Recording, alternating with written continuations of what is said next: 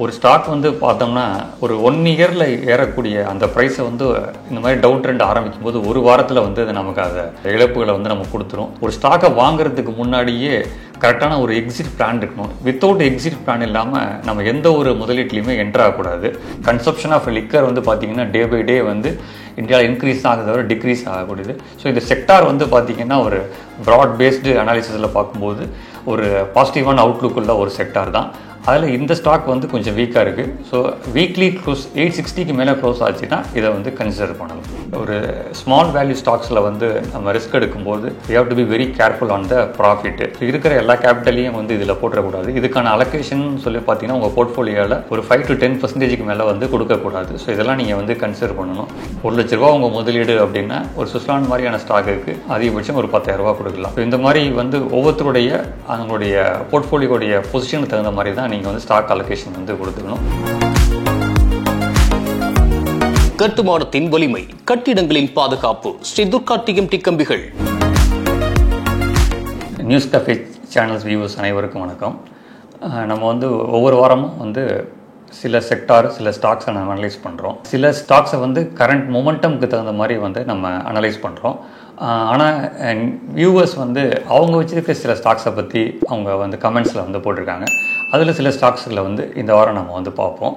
அதில் வந்து ஃபஸ்ட்டு ஸ்டாக்காக நான் பார்த்த அந்த ஸ்டாக் வந்து கிறிஸ்டல் இன்டெக்ரா சர்வீசஸ் லிமிடெடை பற்றி ஒரு நேயர் வந்து கேட்டிருக்காரு. இந்த ஸ்டாக் வந்து பார்த்திங்கன்னா ஒரு ஃபெசிலிட்டி மேனேஜ்மெண்ட் கொடுக்கக்கூடிய ஒரு நிறுவனம். ஃபெசிலிட்டினா ஒரு நிறுவனத்துக்கு தேவையான பல்வேறு விதமான மேன் பவராக இருக்கட்டும், இல்லை வந்து ப்ராடக்ட்ஸ் சப்ளை பண்ணக்கூடிய ஒரு பவராக இருக்கட்டும். ஸோ இந்த மாதிரி ஃபெசிலிட்டிஸை வந்து சர்வீஸ் பண்ணக்கூடிய ஒரு நிறுவனம் வந்து இது ரீசெண்டாக ஐபிஓவில் வந்த ஒரு ஸ்டாக்கு. யூஸ்வலாக வந்து பார்த்திங்கன்னா ஐபிஓவில் ஒரு 10 ஸ்டாக் வந்து வருது அப்படின்னா 10க்கு வந்து 4 ஸ்டாக் வந்து பர்ஃபார்ம் பண்ணுது, 6 ஸ்டாக் பர்ஃபார்ம் பண்ணல அப்படின்னாலும் நமக்கு கஷ்டம். இல்லை 8 ஸ்டாக் வந்து பர்ஃபார்ம் பண்ணுது, 2 ஸ்டாக் பர்ஃபார்ம் பண்ணல அப்படின்னா நம்ம இந்த 8 ஸ்டாக்கோடைய ப்ராஃபிட் வந்து இந்த 2 ஸ்டாக் வந்து நமக்கு வந்து புல் டவுன் பண்ணி விட்டுரும். ஸோ அந்த மாதிரி தான் வந்து ஐபிஓவில் நம்ம அப்ளை பண்ணும்போது ஒரு கம்பெனியோட ஹிஸ்ட்ரி வந்து இன்டெப்த்தாக நம்ம பார்க்கணும். ஸோ இது மாதிரி ஐபிஓவில் வரக்கூடிய கம்பெனிஸ் வந்து பெரும்பாலும் வந்து பார்த்திங்கன்னா ஹிஸ்ட்ரி பெருசாக இருக்காது.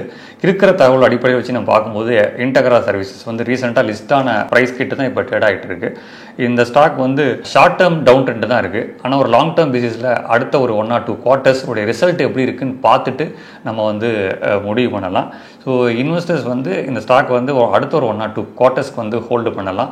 ஒரு பெருசாக ஒன்றும் நெகட்டிவ் இருக்கிற மாதிரி தெரியல. கம்பெனி வந்து ஐபிஓ மூலமாக திரட்டின நிதியை வச்சு கடனில் வந்து குறைச்சிருக்கிறாங்க. ஸோ அவங்களுடைய பிஸ்னஸ் பர்ஃபார்மன்ஸும் இம்ப்ரூவ் ஆகிட்டு இருக்கு. ஸோ இந்த ஸ்டாக் வந்து டெஃபினட்டாக வந்து அடுத்த 1 or 2 quartersக்கு வந்து ஹோல்டு பண்ணலாம். அவங்க ரிஸ்க் கேபிட்டைசரை பொறுத்து இந்த ஸ்டாக்கை வந்து அவங்க வாங்கின விலையிலிருந்து ஒரு 1 or 2% இல்லை ஒரு 5% அப்படிங்கிற அந்த ரிஸ்க் டேக்கிங் மெஷர்மெண்ட்டை வச்சு அவங்க வந்து அந்த லாஸை வந்து அவங்க மேனேஜ் பண்ணிக்கலாம். ஏன்னா ஒவ்வொருத்தருக்கும் ஒரு ரிஸ்க் டேக்கிங் மெஷர் இருக்கும். ஒருத்தருக்கு 1% இருக்கும், ஒருத்தருக்கு 10% இருக்கும், ஒருக்கு 5% இருக்கும். ஸோ இது வந்து ஒரு நீண்ட கால அடிப்படையக்கூடிய வளரக்கூடிய நிறுவனமாக இருக்கிற மாதிரி தெரியுது. ஸோ அதனால் 1 or 2 quarters வெயிட் பண்ணி பார்த்துட்டு நம்ம ஒரு முடிவுக்கு வரலாம். மற்றும் ஒரு நேயர் வந்து ஆஸ்டர் டிஎம் ஹெல்த் கேரை பற்றி கேட்டிருந்தார்.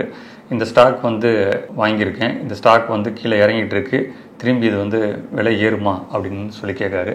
ஆஸ்டர் டிஎம் ஸ்டாக் வந்து அரௌண்ட் 560லேருந்து இப்போ 350க்கு வந்திருக்கு.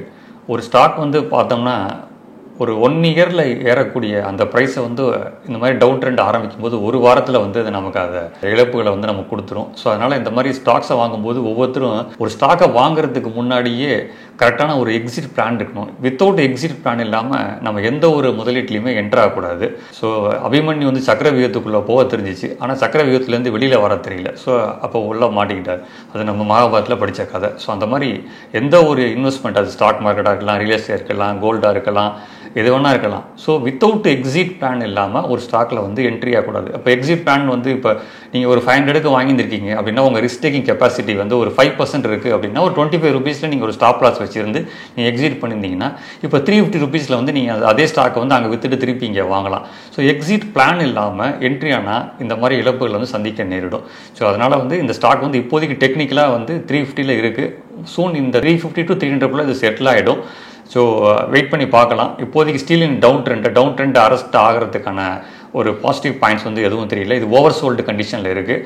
ஸோ ஓவர் சோல்டு கண்டிஷனில் இருக்கிற ஸ்டாக்ஸ் வந்து ஒரு ஷார்ட் டேர்ம் பவுன்ஸ் வந்து கிடைக்கும். ஆனால் அந்த பவுன்ஸ் வந்து ஒரு பாசிட்டிவாக டேர்ன் ஆகுதா அப்படிங்கிறத ஒரு நாட்களை நம்ம வந்து பார்த்துட்டு திருப்பி ஒரு டிசிஷனுக்கு வருவோம் நம்ம. அடுத்து இன்னொரு நேயர் வந்து சார் லக்ஷ்மி விலாஸ் பேங்க்கோட ஷேர்ஸ் வந்து நான் வச்சுருக்கேன், இதுக்கு ஏதாவது விமோச்சனம் உண்டா அப்படின்னு கேட்டிருக்காரு. ஸோ டிபிஎஸ் வந்து இந்த பேங்க் வந்து அக்வயர் பண்ணும்போதே தெளிவாக பேப்பரில் டிவியில் இது நியூஸ் வந்துருச்சு. மோஸ்ட்லி வந்து இது டெட் கம்பெனி தான் அது. ஸோ லக்ஷ்மி விலாஸ் பேங்க் வந்து டெஃபினட்டாக வந்து இப்போதைக்கு விமோச்சனம் எதுவும் கிடையாது அப்படிங்கிற மாதிரி தான் தெரியுது.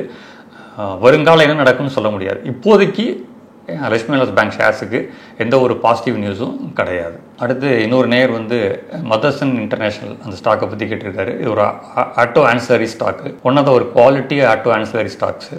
ஸோ இந்த ஸ்டாக் வந்து கடந்த மார்ச் மாதம் வந்து 60 ரூபா இருந்த ஸ்டாக் வந்து இப்போ 130 ரூபாயில் ட்ரேட் ஆகிட்டு இருக்கு. கடந்த மார்ச் மாதம் வந்து மெஜாரிட்டி ஆஃப் ஸ்டாக்ஸ் வந்து பார்த்திங்கன்னா ஒரு லோ ப்ரைஸான ஸ்டாக்கு. ஸோ இப்போ 60 ரூபாய்க்கு 60, 65, 70 இந்த ரேஞ்சில் வாங்கினவங்க இந்த இடத்துல வந்து ஒரு ப்ராஃபிட் புக் பண்ணிக்கிறது வந்து நல்லது. திருப்பி விலை உயரும்போது அரௌண்ட் வந்து ஒரு 110 வரும்போது அக்யூமுலேட் பண்ணிக்கலாம். ஃபண்டமெண்டலாகவும் டெக்னிக்கலாகவும் ஒரு குவாலிட்டி ஸ்டாக்ஸு நீண்ட கால அடிப்படையில் ஒரு போர்ட்ஃபோலியோவில் வச்சுக்கக்கூடிய ஸ்டாக்காக வந்து இதை கன்சிடர் பண்ணலாம். அடுத்த ஒரு நேயர் வந்து சார் குளோபல் ஸ்பிரிட் கன்சிடர் பண்ணலாமா அப்படின்னு சொல்லி கேட்டிருக்காரு. இந்த ஸ்பிரிட் கேட்டகரி அப்படின்னு சொல்லக்கூடிய ஸ்டாக்ஸ் லைக் அதாவது liquor manufacturing companies, global spirit இந்த ஸ்டாக் வந்து டெக்னிக்கலாக வந்து வீக்காக இருக்குது. ஸோ வீக்லி க்ளோஸ் வந்து அரௌண்ட் 860க்கு மேலே ட்ரேட் ஆச்சுன்னு சொல்லி சொன்னால் கன்சிடர் பண்ணலாம். இப்போதைக்கு வந்து டவுன் ட்ரெண்டில் தான் இருக்குது. ஆனால் இந்த கேட்டகரி ஆஃப் ஸ்டாக்ஸ் வந்து எல்லாமே பார்த்திங்கன்னா தொடர்ந்து வந்து ஒரு க்ரோயிங் பொட்டன்ஷியல் இருக்குது. ஏன்னா கன்சப்ஷன் ஆஃப் லிக்கர் வந்து பார்த்திங்கன்னா டே பை டே வந்து இந்தியாவில் இன்க்ரீஸ் ஆகுது தவிர டிக்ரீஸ் ஆகக்கூடியது. ஸோ இந்த செக்டார் வந்து பார்த்திங்கன்னா ஒரு ப்ராட் பேஸ்டு அனாலிசிஸில் பார்க்கும்போது ஒரு பாசிட்டிவான அவுட்லுக் உள்ள ஒரு செக்டார் தான். அதில் இந்த ஸ்டாக் வந்து கொஞ்சம் வீக்காக இருக்குது. ஸோ வீக்லி க்ளோஸ் 860க்கு மேலே க்ளோஸ் ஆச்சுன்னா இதை வந்து கன்சிடர் பண்ணலாம். அடுத்து ஒரு நேயர் வந்து தமிழ்நாடு மெர்கன்டைல் பேங்க் கன்சிடர் பண்ணலாமான்னு கேட்டிருக்காரு. ஸோ இப்போ தமிழ்நாடு மெர்கன்டைல் பேங்க் ஐபிஓ ப்ரைஸே வந்து ஒரு 525 இந்த ரேஞ்சில் வந்த ஸ்டாக்கு இப்போ அரௌண்ட் பார்த்திங்கன்னா 488 தான் ட்ரேட் ஆகிட்டு இருக்குது. இது வந்து பார்த்திங்கன்னா 1.1 டைம்ஸ் புக் வேல்யூ இருக்குது. ஸோ மார்க்கெட் கேப் வந்து 7,700 ரேஞ்சில் இருக்குது. ஸோ தமிழ்நாடு மெர்கன்டைல் பேங்க் வந்து டெக்னிக்கலாக வந்து நான் சொன்ன மாதிரி வீக்லி க்ளோஸ் 510க்கு மேலே ஸ்ட்ராங்காக இருக்கும். ஸோ சப்போர்ட் வந்து பார்த்திங்கன்னா இப்போ எக்ஸாக்டாக வந்து டெய்லி மூவிங் ஆவரேஜ் 200 கிட்ட ட்ரேட் ஆகிட்டு இருக்கு. ஸோ இது ஸ்ட்ராங் சப்போர்ட் ஏரியாவான அரௌண்ட் வந்து ஒரு 475 பிரேக் பண்ணாத வரைக்கும் இந்த ஸ்டாக் வந்து ஹோல்டு பண்ணலாம். ஸோ புதுசாக வாங்கணும்னு நினைக்கிறவங்க வந்து 510க்கு மேலே வந்து வரும்போது நீங்கள் கன்சிடர் பண்ணலாம். அடுத்து ஒரு நேயர் சுஸ்லான் எனர்ஜி அந்த ஸ்டாக் வந்து என்ன பொசிஷனில் இருக்குது அப்படின்னு சொல்லி கேட்டிருக்காரு.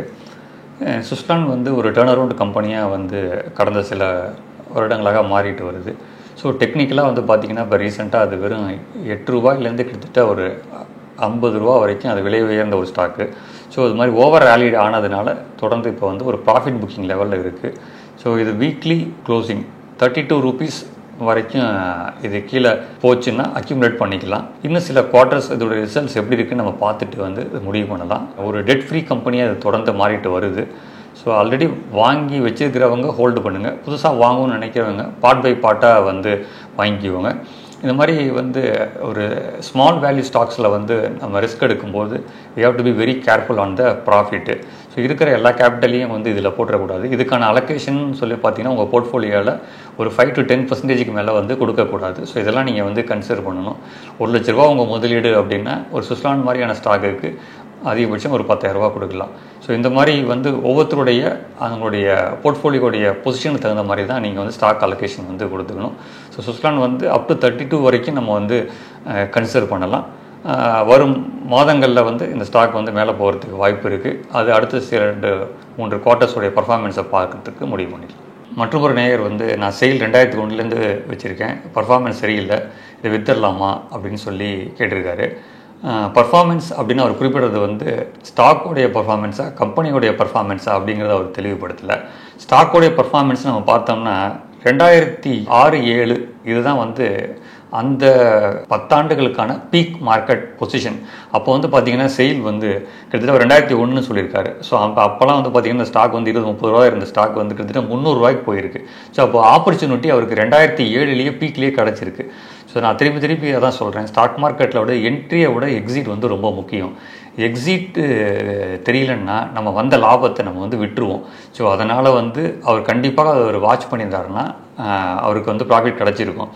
இப்போ வந்து ஸ்டாக் வந்து நல்ல ஒரு டவுன் ட்ரெண்ட்லேருந்து ஒரு லாங் டேர்ம் பாசிட்டிவ் டெரிட்டரியை நோக்கி இது போயிட்டுருக்கு. இப்போ அரௌண்ட் 167 ட்ரேட் ஆகிட்டு இருக்கு. போன மார்ச் மாதம் வெறும் 80 ரூபாய் இருந்த ஸ்டாக் வந்து இப்போ 167 ரூபாய் இந்த ரேஞ்சுக்கு வந்திருக்கு. ஸோ இது வந்து சப்போஸ் விலை குறைந்தாலும் அக்யூமுலேட் பண்ணி வரும் ஆண்டுகளுக்காக ஒரு லாங் டேர்ம் பேசிஸில் இந்த ஸ்டாக் வந்து ஹோல்டு பண்ணலாம். 2007க்கான ப்ரீவியஸ் ப்ரைஸான 300 ரூபாயை வந்து நம்ம தொடும் அப்படின்னு நம்ம எதிர்பார்க்கலாம். மற்றொரு நேயர் பிஎஸ்யூ ஸ்டாக்ஸு வந்து ஹோல்டு பண்ணலாமா செல் பண்ணலாமான்னு கேட்டிருக்காரு. கடந்த சில வருடங்களாக 2021 தான் பிஎஸ்சி ஸ்டாக்ஸுக்கான ரேலி வந்து ஆரம்பிச்சிது. ஸோ 2021 பார்த்தீங்கன்னா பப்ளிக் செக்டார் பேங்க்ஸ் வந்து நல்லா பர்ஃபார்ம் பண்ணுச்சு. 2022 பப்ளிக் செக்டார் எனர்ஜி ஸ்டாக்ஸ் வந்து பர்ஃபார்ம் பண்ணுச்சு.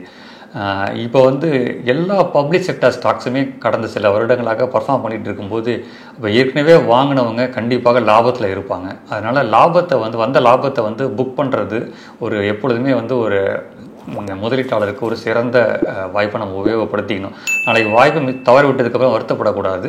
அதனால் பப்ளிக் செக்டார் ஸ்டாக்ஸில் ப்ராஃபிட் இருக்கிறவங்கள ப்ராஃபிட்டை வந்து புக் பண்ணிக்கிறது அவங்களுடைய வளர்ச்சிக்கு இது ரொம்ப உதவும். இதே மாதிரி மற்றொரு நிகழ்ச்சியில் உங்களை மீண்டும் சந்திக்கிறேன். நன்றி, வணக்கம். இந்த வீடியோ உங்களுக்கு பிடிச்சிருந்தா லைக் பண்ணுங்க, ஷேர் பண்ணுங்க, கமெண்ட் பண்ணுங்க. மறக்காம பெல் பட்டனை கிளிக் பண்ணிட்டு சப்ஸ்கிரைப் பண்ணிடுங்க.